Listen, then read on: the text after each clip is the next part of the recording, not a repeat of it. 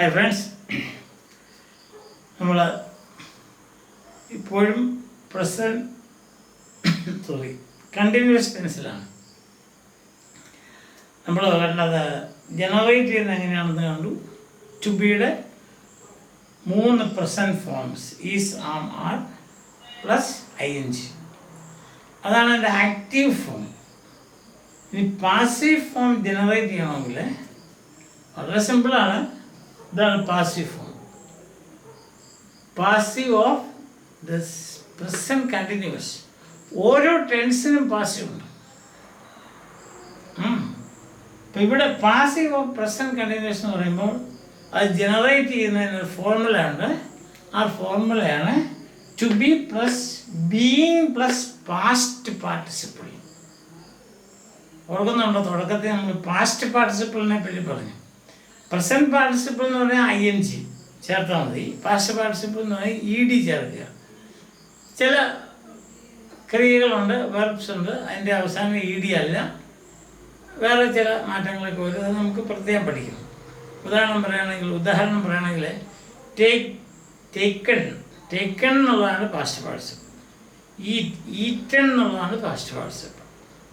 Drunk എന്നാണ് past participle. ഡ്രിങ്ക്ഡ് അല്ല, eated അല്ല. അത് പറയാൻ പറ്റിയത്. അത് സെപ്പറേറ്റ് പഠിക്കണം. അത് സാരമില്ല, നമുക്ക് പിന്നെ പഠിക്കാം ഇതിൻ്റെ കൂട്ടത്തിൽ പഠിക്കാം.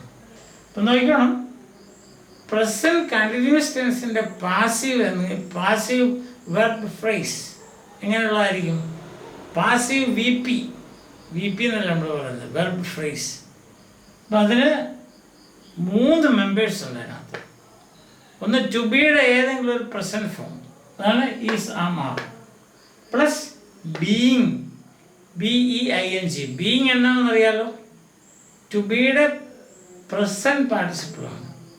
പിന്നെ തന്നിരിക്കുന്ന വെർബിൻ്റെ പാസ്റ്റ് പാർട്ടിസിപ്പിൾ. അപ്പം നമുക്ക് കിട്ടുന്ന, ജനറേറ്റ് ചെയ്യുമ്പോൾ കിട്ടുന്ന എന്താണ്? Is or am or are plus being plus played, PLAYED.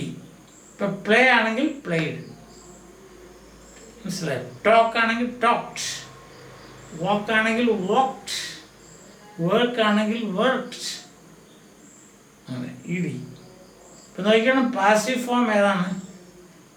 Present continuous ടെൻസിൻ്റെ പാസീവ് ഫോം ജനറേറ്റ് ചെയ്യുന്ന formula to be plus being plus past participle. ഇപ്പോൾ നമുക്ക് കിട്ടുന്ന ടു ബിയുടെ is, am, are present forms ഉണ്ട്, പ്ലസ് ബീയിങ് എന്ന് പറഞ്ഞാൽ ബിയുടെ പ്രസൻറ്റ് പാർട്ടിസിപ്പിൾ പ്ലസ് തന്നിരിക്കുന്ന വെർബിൻ്റെ പാസ്റ്റ് പാർട്ടിസിപ്പിൾ. അങ്ങനെയാണ് he is being played, am being played, are being played. അങ്ങനെ 3 ഫോം കിട്ടും. ഇനി അതെങ്ങനെയാണ് ഉപയോഗിക്കേണ്ടത് നമുക്കറിയാം. I am, he is, she is, it is, boy is, girl is. Then ബാക്കി സ്ഥലത്തെല്ലാം നമ്മൾ ആർ ഉപയോഗിക്കുന്നു. You are, we are, they are, അല്ലെങ്കിൽ ബോയ്സ് ആർ, ഗേൾസ് ആർ. ടെൻസിൻ്റെ പാസീവ് ഫോമാണ് ഞാൻ പറയുന്നത്. ഉപയോഗം നമ്മൾ first person, second person, third person എല്ലാം നമ്മൾ ഒത്തിരി നാൾ നമ്മൾ ഒത്തിരി പ്രാവശ്യം പറഞ്ഞതാണ്. അത് ഇനി പറഞ്ഞാൽ നിങ്ങൾ എന്നെ ഇവിടെ നിന്ന് ഇറക്കി വിടും. അതുകൊണ്ട് ഞാൻ പറയുന്നില്ല. അപ്പോൾ അതാണ് ഒന്ന്. അപ്പോൾ നോക്കിയേ, passive voice എഴുതിയിരിക്കുന്നുണ്ടോ?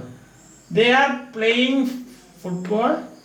Football is being played by them. ഇപ്പം രണ്ടാമത്തെ പോയിന്റ് നോക്കേണ്ടത് എന്നാന്ന് ചോദിച്ചാൽ, ദേ ആർ പ്ലേയിങ് ഫുട്ബോൾ എന്ന് പറയുന്നതാണ് ഓബ്ജക്റ്റ്. പാസീവ് വരുമ്പോൾ ഓബ്ജക്റ്റ് എടുത്ത് സബ്ജക്റ്റ് പൊസിഷൻ ഇടുകയാണ് ആദ്യം എഴുതുക. നേരെ തിരിക്കുകയാണ്, ഇൻവെർട്ട് ചെയ്യാന്നാണ് ഇംഗ്ലീഷ് പറയുന്നത്. Invert, INVERT. സബ്ജക്റ്റ് MBയും ഓബ്ജക്റ്റ് MBയും സ്ഥലം മാറ്റി എഴുതും. അപ്പം നമ്മൾ കിട്ടുന്ന ഇവിടെ ഫുട്ബോൾ ഓബ്ജക്റ്റാണ്. അപ്പം നമ്മൾ ഇങ്ങോട്ട് മാറ്റി ഫുട്ബോൾ. ഓബ്ജക്റ്റ് എന്ന് പറഞ്ഞാൽ കർമ്മം, സബ്ജക്റ്റ് എന്ന് പറഞ്ഞാൽ കർത്താവ്. കർത്താവ് എന്ന് പറഞ്ഞാൽ നമ്മൾ പ്രാർത്ഥിക്കുന്ന കർത്താവല്ല, സെൻറ്റൻസിൻ്റെ ആദ്യത്തെ സെൻറ്റൻസ് തുടങ്ങുന്നത്, സെൻറ്റൻസ് സ്റ്റാർട്ടർ നമ്മൾ പറയില്ല, അതാ. അപ്പം ദേ ആർ പ്ലേയിങ് ഫുട്ബോൾ എന്നുള്ളത് ഫുട്ബോൾ ഈസ് ബീയിങ് പ്ലേഡ്, ഒരു ബൈ ചേർക്കണം, ദം. ദേ എന്നുള്ളത് ദം ആവും, പ്രൊനൗണിൻ്റെ മാറ്റമാണ്. ദേ ദം ആവും, ഹി ഹിം ആവും, ഷീ ഹെയർ ആവും, ഇറ്റ് തന്നെയായിരിക്കും. വി എന്നുള്ളത് അസ് ആകും, യു തന്നെയായിരിക്കും, ദേ ദം ആകും. മനസ്സിലാകുന്നു? പ്രൊനൗണിലൊരു ചെറിയ വ്യത്യാസം വരും, ഒരു ബൈ ചേർക്കണം. രണ്ടാമത്തെ നോക്കിയേ, the teacher is teaching English.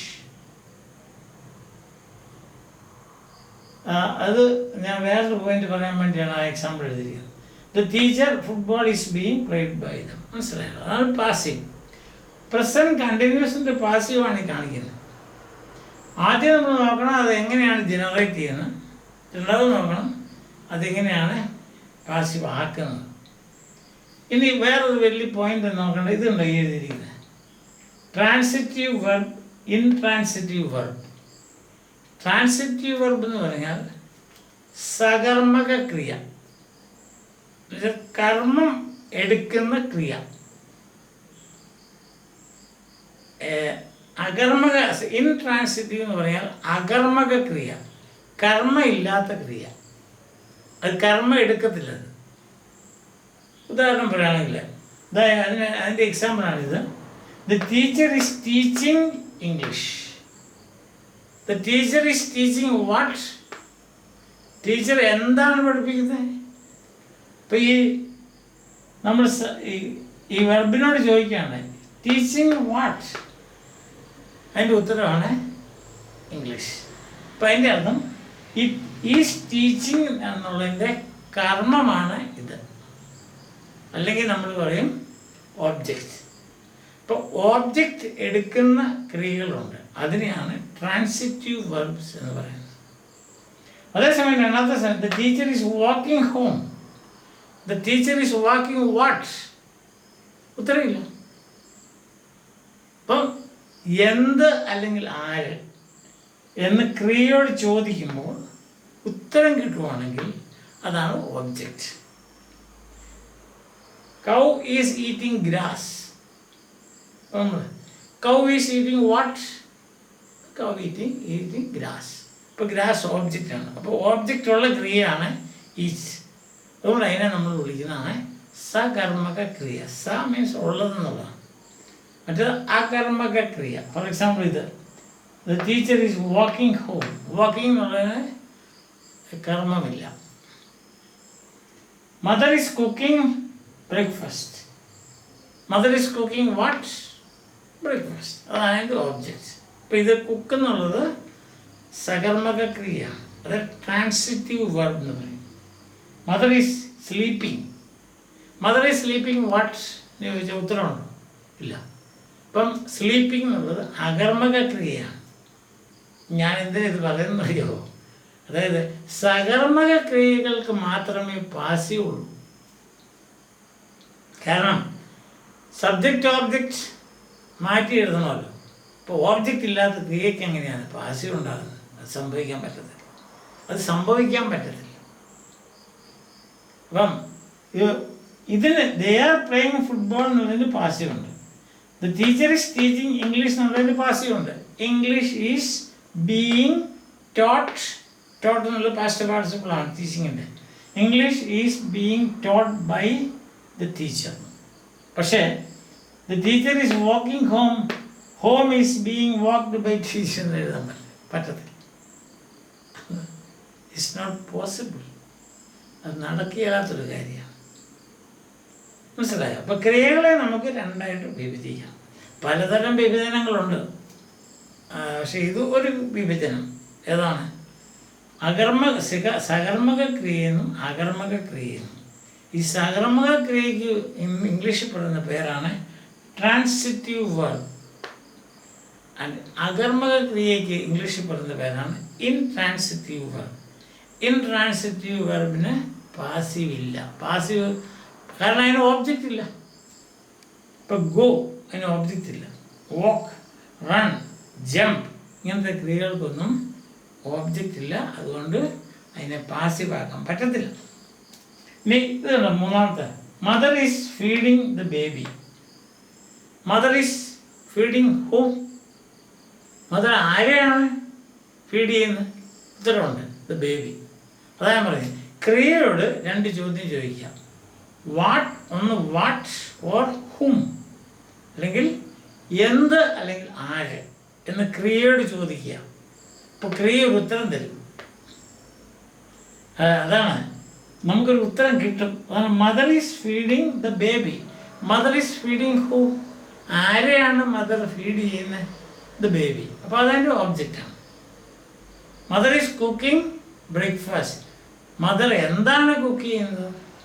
ഇപ്പം അതിന് ഉത്തരം കിട്ടുന്നുണ്ട്, വാട്ട്, എന്ത്, ബ്രേക്ക്ഫാസ്റ്റ്, ആരെ, ബേബി. അപ്പം ഇങ്ങനെയുള്ള ക്രിയകൾ, ഓബ്ജക്റ്റ് എടുക്കുന്ന ക്രിയകൾ സകർമ്മക ക്രിയ എന്ന് പറയും. ഇങ്ങനെയുള്ള ക്രിയകൾക്ക് മാത്രമേ പാസീവ് ഉള്ളൂ. അതാണ്, അത് പറയാനാണ് ഞാനിത് എഴുതിയിരിക്കുന്നത്. ഇതുണ്ടോ, mother is sitting near the baby.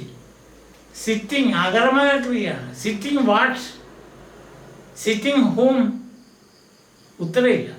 അതുകൊണ്ട് അത് അകർമ്മക ക്രിയയാണ്. മനസ്സിലായോ? The doctor is watching the patient. അടുത്ത സെൻറ്റൻസ് നിങ്ങൾ എഴുതിയെടുത്തു, സ്ഥലമില്ലാത്തതുകൊണ്ടാണ്, സ്ഥലപരിമിതി കാരണം. The doctor is watching, WATCH the patient. Patient ICUവിലാണ്. ഡോക്ടർ ഇങ്ങനെ നോക്കിക്കൊണ്ടിരിക്കുകയാണ്, എന്താ സംഭവിക്കുന്നത്. അപ്പം the doctor is watching whom? The doctor is watching the patient. അപ്പോൾ വാച്ചിങ് എന്നുള്ളത് സകർമ്മക ക്രിയയാണ്. അതുകൊണ്ട് പാസീവ് ആക്കാം. The patient is being watched by the doctor. അപ്പം പാസീവിൻ്റെ ഫോർമുല മനസ്സിലായല്ലോ. To be plus being plus PP. PP എന്ന് പറയുന്നത് പാസ്റ്റ് പാർട്ടിസിപ്പിൾ. അതാണ്. അത് അടുത്ത സെൻറ്റൻസ് നോക്കിയാൽ ഞാൻ വേറെ ഒന്നും പറയാം. The nurse is feeding the baby. Mother is feeding the baby. അതുപോലെ തന്നെ the nurse is feeding the baby. അല്ല, the nurse is washing the baby. Feeding ആണ് വാഷിങ് നൈ. അപ്പം വാഷിങ് ഹൂം? ആരെയാണ്? ബേബി. ബേബിയാണ് വാഷ് ചെയ്യുന്നത്. But the baby is being washed by the nurse. Where are the sentences reading? Father is writing a letter. Writing what? A letter. അപ്പോൾ സകർമ്മക ക്രിയയാണ്. ഇപ്പം നമുക്ക് പറയാം, a letter is being written. റൈറ്റിൻ്റെ past പാർട്ടിസിപ്പിളാണ് written. Written by father. പക്ഷെ നമ്മൾ പറയാണ്, father is working on the farm. അതിന് ഓബ്ജക്റ്റ് ഇല്ല. വർക്കിംഗ് ഹൂം ഇല്ല. വർക്കിംഗ് വാട്ട്, ഉത്തരയില്ല. അപ്പം വർക്കിംഗ് ഓൺ ദ ഫാം എന്ന് പറയുന്നത് അകർമ്മക ക്രിയയാണ്, വർക്കിംഗ്. അതുകൊണ്ട് അത് അതിന് പാസീവ് ഇല്ല. ദ ബോയ് ഈസ് ജമ്പിങ്, അതിന് ഓബ്ജക്റ്റ് ഇല്ല. The boy is jumping what, jumping whom എന്ന് പറയാൻ പറ്റത്തില്ല. അപ്പോൾ ഇന്ന് നമ്മൾ പറഞ്ഞ കാര്യം തുടരും കേട്ടോ, നാളെ ബാക്കിയുണ്ട്. അപ്പം ഇന്ന് നമ്മൾ പറഞ്ഞ കാര്യം ഒന്ന്, എങ്ങനെയാണ് ദ പ്രസൻറ്റ് കണ്ടിന്യൂസ് ടെൻസിൻ്റെ പാസീവ് വെർബ് ഫ്രേസ് ജനറേറ്റ് ചെയ്യുന്നത്. രണ്ടാമത്തെ പോയിന്റ് നമ്മൾ പറഞ്ഞതാണ്, പാസീവിൽ വെർബിനെ ഇംഗ്ലീഷ് ക്രിയകളെ നമ്മൾ മലയാളം അതുപോലെ തന്നെ, പശു പുല്ല് തിന്നു. അപ്പം പശു കർത്താവ് തിന്നു എന്നുള്ളത് ക്രിയ, പുല്ല് എന്നുള്ളത് കർമ്മം. അത് പശു ഓടി, അതിന് കർമ്മമില്ല, അത് അകർമ്മക ക്രിയയാണ്. നമ്മുടെ ഇംഗ്ലീഷിലും മലയാളത്തിൽ എല്ലാ ഭാഷയിലും ഇങ്ങനെ തന്നെയാണ്. ഭാഷയിലെല്ലാം ഒത്തിരി കാര്യങ്ങൾ ഒരുപോലെ സാമ്യമുള്ളതുണ്ട്. അപ്പം അത് മനസ്സിലാക്കുക. അപ്പം സകർമ്മകക്രിയക്ക് മാത്രമേ പാസീവ് ഉള്ളൂ. പിന്നെ വേറൊരു പോയിന്റ്, പാസീവ് ആകുമ്പോൾ സബ്ജക്റ്റ് ഓബ്ജക്റ്റ് മാറ്റി എഴുതണം. പിന്നെ പ്രൊനൗണൊക്കെ ആണെങ്കിൽ ചെറിയ മാറ്റം വരും. അത് നമുക്ക് ഒരു ടേബിളായിട്ട് പഠിക്കാം, മാറ്റം എങ്ങനെ വരുന്നുള്ളത്. ഇപ്പോൾ ഇത് മനസ്സിലാക്കുക, പിന്നെ ബൈ ചേർക്കണം. ഇത് ഞാൻ പറയുന്ന ഓർത്താൽ നമ്മളിപ്പോഴും എവിടെയാണ് നിൽക്കുന്നത്? The present continuous tense. ഓരോ ടെൻസിനും ഉണ്ട് പാസീവ്. അതുകൊണ്ട് നിങ്ങൾ തെറ്റിദ്ധരിക്കരുത് ഇതെല്ലാത്തിൻ്റെയും പാസീവാണ്, അല്ല. പക്ഷെ പാസീവിന് ജനറൽ റൂൾസ് ഉണ്ട്. എന്തൊക്കെയാണ്? ഒന്ന്, സകർമ്മക ക്രിയകൾക്ക് മാത്രമേ പാസീവ് ഉള്ളൂ. രണ്ട്, സബ്ജക്റ്റും ഓബ്ജക്റ്റിനും സ്ഥലം മാറ്റി എഴുതണം. ഓബ്ജക്റ്റ് സബ്ജക്റ്റിൻ്റെ സ്ഥലത്ത് വരും, സബ്ജക്റ്റ് ഓബ്ജക്റ്റിൻ്റെ സ്ഥലത്ത് വരും. ഓബ്ജക്റ്റ് പുതിയ ഓബ്ജക്റ്റ്, അതായത് പുതിയ നമ്മൾ മാറ്റിയ സബ്ജക്റ്റ് അവസാനത്തെ ഇപ്പം ഇവിടെ വരുമ്പോൾ ലാസ്റ്റ് വരുമ്പം ബൈ ദംസല്ലേ.